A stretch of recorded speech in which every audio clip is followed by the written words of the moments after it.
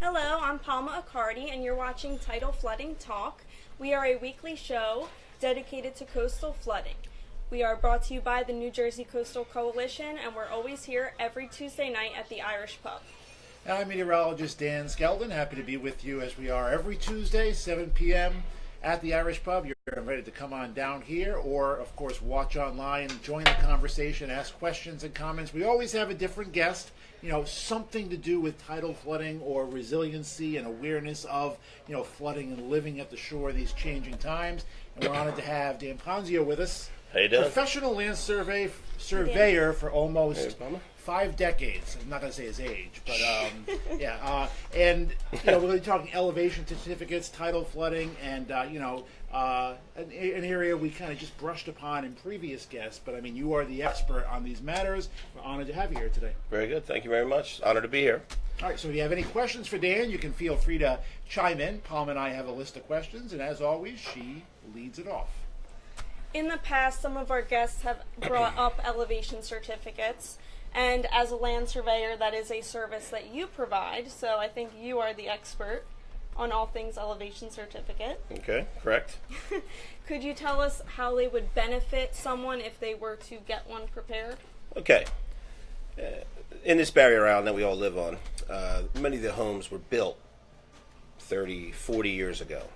And 30 or 40 years ago, none of the requirements that are in place today in construction existed. So what can happen now? You can have a flood certificate done. We can determine that your finished floor elevation is the correct elevation. However, you're improperly vented or your crawl space elevation is too low. Things that can be corrected to benefit you and reduce your cost of flood insurance in the future. Okay. I guess the cost of an elevation certificate. Yeah. What is the cost? Is it worth it? Is it something that every homeowner on a barrier island, absolutely should have? And how do you offset the cost of an elevation certificate with what it can save you, in flood insurance? Sure. Or I guess what are the benefits of having one? Correct.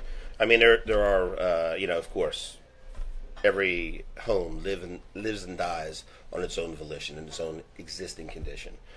There are some homes that can dramatically benefit from having a good flood certificate prepared and supplied to their insurance company.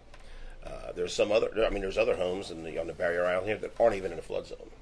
Now, you don't even need flood insurance in those homes, so it's a certificate is worthless to them.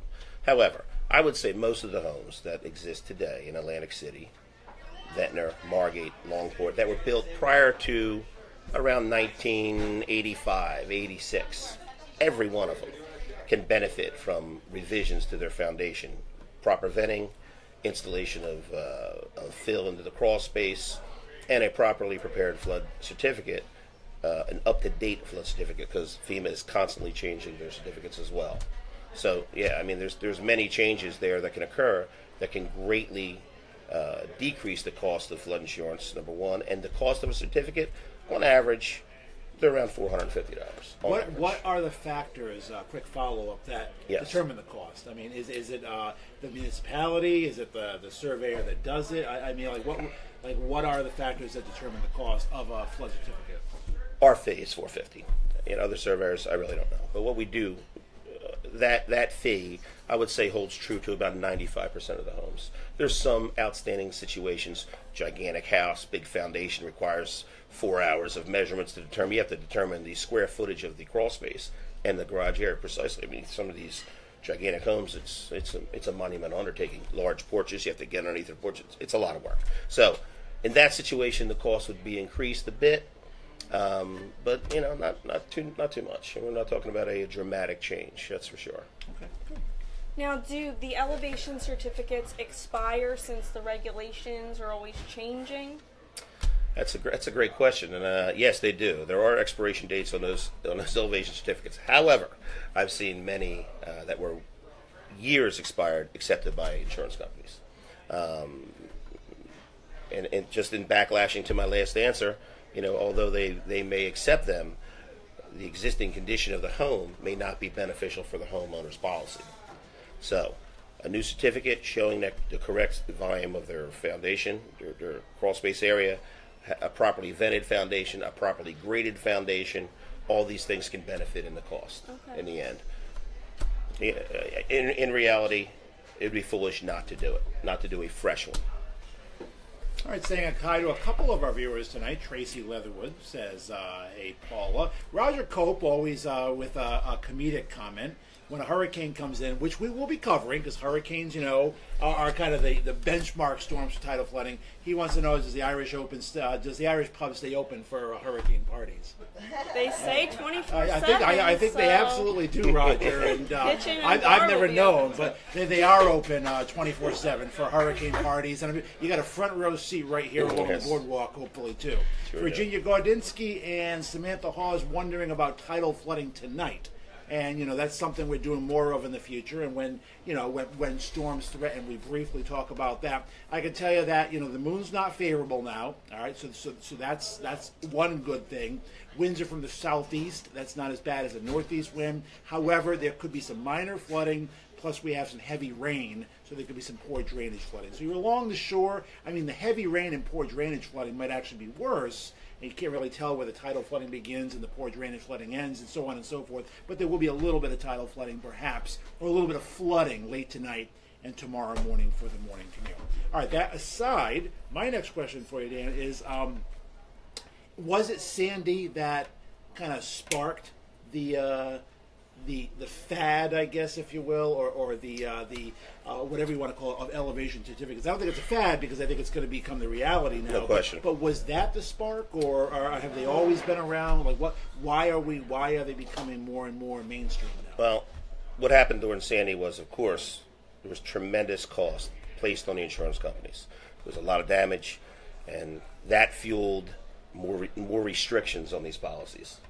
And it certainly did. It certainly caused the ball rolling. Prior to that, we've done flood insurance certificates for 50 years. We've done them in my business. Today, however, they are on the precipice. There's so much of it that's going on. It's really amazing, and the cost involved in the cleanup, so to speak, from Sandy certainly fueled that. There's no question about it. No question about that. Okay. And you've been surveying properties in this area since 1984. What are some of the significant changes that you've seen during that time? Well, in specifics with design of structures, the new design requirements certainly have changed dramatically since the creation of the preliminary flood maps and the institution by the governor. All new construction has to adhere to the preliminary maps, whether they're adopted by your municipality or not. Some areas in New Jersey they are, some areas are not. Here they're not. Ocean City, parts of Cape May County, they are already. So they will be eventually everywhere, but it takes time. So what have I seen? Tremendous change in the style of construction, the elevation requirements, and the ventilation of the foundations. That I've seen tremendous changes. Has your job changed over the decades that you've been doing it? Like, is your job more elevation certificates now? I guess how has the crux of the job changed? With these changing times and changing way of life along the shore. Well, every firm's different, of course, and our firm, we thankfully we're involved in a lot of commercial stuff here in Atlantic City, a lot, and we do a lot of residential as well. I would say that certainly the foundation design and the flood certificates, that has increased, I'd say about 10 to 15% since Sandy, from Sandy till now. So it hasn't been dramatic, but it certainly has changed. Okay. Now, do you work with a lot of homeowners to help them find ways to protect their properties against flood damage as well? Well, certainly. We, of course, we do a lot of work right on the waterfront. We do a lot of bayfront work. We design bulkheads, things of that nature, to try to decrease potential damage from storms. That's number one. But number two, and a great thing we do, I think it's a great service that we offer actually. People call in, they have a house, they have an old house. We'll go out and we'll do the flood certificate. We'll determine what they can possibly do to that house to, number one, decrease their cost of flood insurance. No question about it. Number two, to protect their home from future floods. So, and that is a part of our flood certificate fee. We'll come out, we'll do the flood certificate, we'll determine exactly what your current situation is, and we'll tell you what you can do to improve that situation. And when and if you do that, we'll recertify that flood certificate with the improvements on it at a very minimal charge, just the hourly charge of running out and taking whatever measurements are necessary. Every job's kind of different, so you can't really come up with a specific answer for that cost. Now, let's say you get the flood certificate from your firm, right, and you have it in hand, and we have tidal flooding forecast. Right. We're saying minor flooding, moderate flooding, 7.4 above mean low water.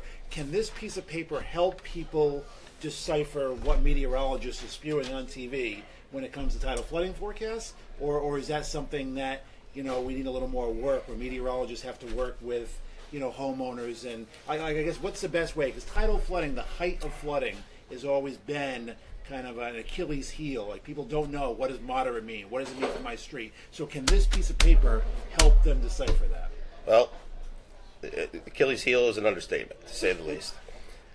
With the introduction of all these different datums, mean low, mean high low, NJVD 29, NAVD 88, people have no idea what these and the numbers datum mean. is just basically a base height level. It's where your zero is. Right, where the zero is. And, so. it's very complicated, and vertical data, North American vertical datum versus geodetic vertical datum, there's all kind of stuff that's involved in this, way beyond this conversation. But the one thing that will really, I think, these preliminary maps, once they get adopted, will really help is everything's going to be on NAVD 88. Everything is going to be on that. So everyone's elevation certificate will be on The same datum. They all were on 29 before, but, meteorologists use height above mean low, mean low water, mean high water. The meteorologists have to be different and complicated. There has to be one standardization. If it was all standardized, and he said, we determined that the water tonight is going to come up to around elevation 7 on 88 datum, everyone will know exactly what we're talking about. Right. And that's a standardization of that would go a long way. So for public interest. so everyone to have the same, datum or same base level on their elevation certificate, and for meteorologists to all use that same height, that would be a ideal. perfect world, right? It's ideal. I think we're not there yet, but, Not to say the least. but hopefully we're getting there with everyone getting one of these that needs one, and then I'll work on meteorologists trying to all get on the same page. Good luck on that one. Yeah. A little more work needs to be done. That is complicated, and that literature is hard to understand. Sure. Do you think getting this information out there for just the average homeowner has become a challenge? Well, I have to be honest with you. There's it's so complicated that I would say that there's quite a few professionals that don't understand it. It's that complicated. So, the different datums is really the issue. And now, not only do you have different datums, but you have different zeros. You're talking about mean low as being 0, mean sea level as being 0, mean lower low as being 0. It's so complicated. There has to be some kind of standardization. And the standardization would make the public understand it vividly. And we're far from that right now. However, as I pointed out, once this 88 gets adopted, at least we'll have one datum that we'll all be able to work on. As someone who's, done this along the shore for 20, 30, 40, 50 years almost, have you noticed more tidal flooding? I mean, have you noticed like how is your job changed with kind of the rise in these, I mean, just the fact that hurricanes, we had an immunity for decades, and then we had Irene, then we had Sandy, you had Jonas. We're kind of in an active cycle right now. So how has that changed your job and your perspective? No, there's no question about it that there has been an increase. Was there hurricanes in the past? Sure. 44 hurricane, the elevation of the water in 44 hurricane came a hair above Sandy, hair above. So it's not that they didn't happen before. The frequency is certainly increasing. Certainly the tidal elevation has increased pretty dramatically. I have this piece of paper that we were talking about here earlier. This is a piece of tidal history from the end of Steel Pier that's 107 years old. And in those 107 years, the water at the end of Steel Pier came up around 1.3, 1.4 feet, increased the average sea level. So sea level has increased in this area a foot, 4 inches, foot 5 inches, plus or minus. I mean, that's because, the water's rising a little bit, New Jersey's sinking a little bit. It actually is. There are studies that show the New Jersey shore is actually sinking. So regardless of the cause, the very slow rise in sea level is causing more tidal flooding events. There's no question about it. Which makes everything we do here kind of more relevant because it's becoming more and more of a way of life along the shore. No question about it. I mean, the frequency has just in the past 20 years. I would say it's doubled in the past 20 years. I mean, think about the storms we had in the 70s. Sure, there were storms. There's one maybe every 10, 12, 14 years. It's every couple of years now we get a pretty good storm, Now, besides being a lifelong Atlantic City resident, a land surveyor, you're also a commercial sea captain. I'm a licensed fisherman. Fisherman, yeah. So And how has coastal flooding affected you during those activities? well, the beach replenishment program has really adversely affected the bay in the coastal area here. I mean, I've seen it myself. I've been in the bay my entire life. I mean, literally my entire life. And I've seen a change in these past 16 years since they started pumping all this sand on this beach. I've seen a dramatic change in those back bays. Dramatic change. As well as in the ocean front. Any kind of storm that comes along, you get 3 to 4 foot waves on the beach. You take a look a mile out in the ocean, you'll see breakers. A mile out in the ocean 25 years ago, the water was 25 feet deep. There was no breakers. So it has changed the seafront as well as the bayfront area in Absecon Island. There's no question about it. No question about it. Interesting. Nicole asks, Dan, how have the new maps with the 88 datum changed how your job is done? Does it make it easier, harder, or is it just kind of everyone getting on the same page? Yeah. And, is it kind of long overdue? Is it something we should have done a while ago? Well, not necessarily. The 88 datum is a great standardization because it's basically to make it, put it in a layman's terms, it's a GPS datum. It's a dimension from the center of the earth out to a plane, calling that plane 0, and that's your height above that plane. It standardizes everything, which is, once again, that is the key to all this for knowledge. For a layman to understand what's happening, standardization is the key, and that's a great step in it. So these new 88 preliminary maps, they're not making my job easier or harder. It's just a different answer to the same question. Okay. Yeah, like I said before, we're here at the Irish Pub every Tuesday at 7 p.m., but you can ask questions through Facebook if you're watching during the live. We're brought to you by the New Jersey Coastal Coalition, which is a 501c3 nonprofit organization. You could follow us on Facebook, Instagram, and we do have a website as well. And of course, we're here every Tuesday night at 7 o'clock. And I do have to say, I meant to open the Tidal Flooding Talk with this, but I have to really give a kudos to my co-host, who I was, for the second time, away. First time it was a winter storm in Allentown. We made the split screen work. The second time I was in Florida, on the side of the road with a flat tire, and we couldn't make the live stream work, or I couldn't be part of the live stream, but I don't think you even need me here. I think you could do it. Not using that as an excuse to stay in Florida even longer. Yeah, nice try. An awesome job last week, and we're going to have Sean back on, as that episode was an archive, but kudos to my co-host for Thank you, Dan. a job well done. Absolutely. Dan, is there anything that you wanted to discuss? Tidal flooding, such, a broad topic, and we can talk about it for hours. Our anonymous director could talk about it for days, all in one sitting. Weeks even, actually. Anything that we talked about that, or didn't talk about that you'd want to bring up? Well, the flood certificate thing, as we pointed out, it really is. People try to skirt around it, and they are doing themselves a disservice. Right. Why spend $450 if they don't think you have to, and if it's not required? And don't get me wrong, there are some properties that this certificate will give no benefit to whatsoever, none whatsoever. Like you said, if you're not in a floodplain. Even ones that are. Oh, okay. Even ones that are. No question. However, the majority, and I can, only because I've done enough to fill this room, the majority of the properties that I survey, there is some benefit that can be obtained, and sometimes it's substantial. There's jobs that we've done. People did some modifications to their homes, installed vents, backfilled crawl spaces, things of that nature, and their flood insurance went down thousands and thousands of dollars in 1 year. Unbelievable difference. Right, so $450, one-time expense, right? It's done. Once you have it for life. That's it. Unless something dramatically changes. unless you change your house. Right. Until then, so it's good, and it doesn't have to be renewed. Correct. It's just once you have it, it's there, and it's there to, hopefully raise awareness as a homeowner and increase your education as a homeowner as to where you stand in the whole grand scheme of things.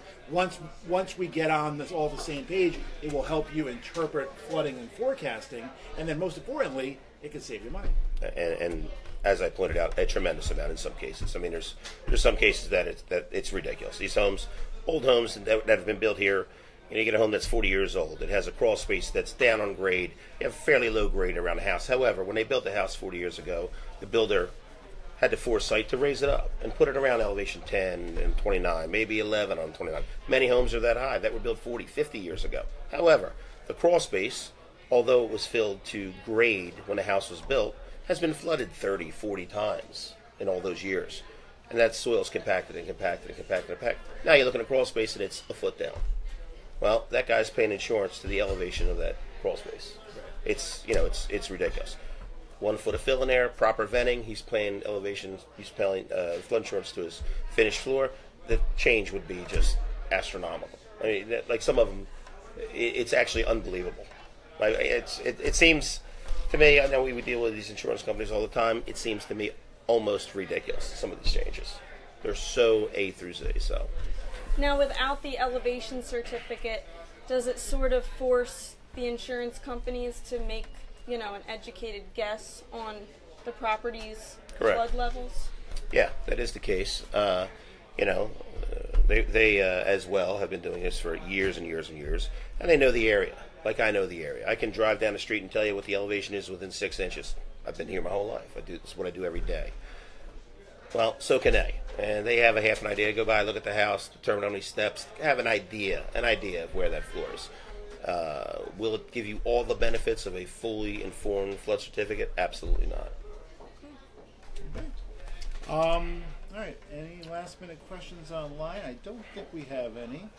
All right, we're all good there. Can tell you next week we have Frank Donato as our guest. He is the Ocean City Emergency Management Coordinator. I know Frank very well and have coordinated a few severe weather conferences with him, and he'll bring a kind of a municipal aspect to it and see how Ocean City has dealt with things. I mean, Frank's been directed through Sandy, through Jonas, and through all these storms as well. So honored to have Frank as our guest next week, and that will be next Tuesday. Irish Pub. Roger, through a hurricane, if we have one next Tuesday, it's open, although hurricane season doesn't begin till, can I put you on the spot? June 1st. June 1st till November 30th is hurricane season. Dan is not on the list this year. Palma is not on the list this year. Or any year, probably. Yeah. Maybe if they, retire the P name and, the World Meteorological Organization picks Palma to fill that name, it could get on there. I won't hold my breath, but we do want to give a special thanks to our guest, Dan Ponzio, from the New Jersey Coastal Coalition, Tidal Flooding Talk, and the Irish Pub, with the, the T-shirt. Nice. That you'll have to change into after the show. Great. Sounds good. An Irish Pub. It's funny. I just walked through the store and I was like, all these years in Lansing, I don't own an Irish Pub T-shirt. Well, now you do.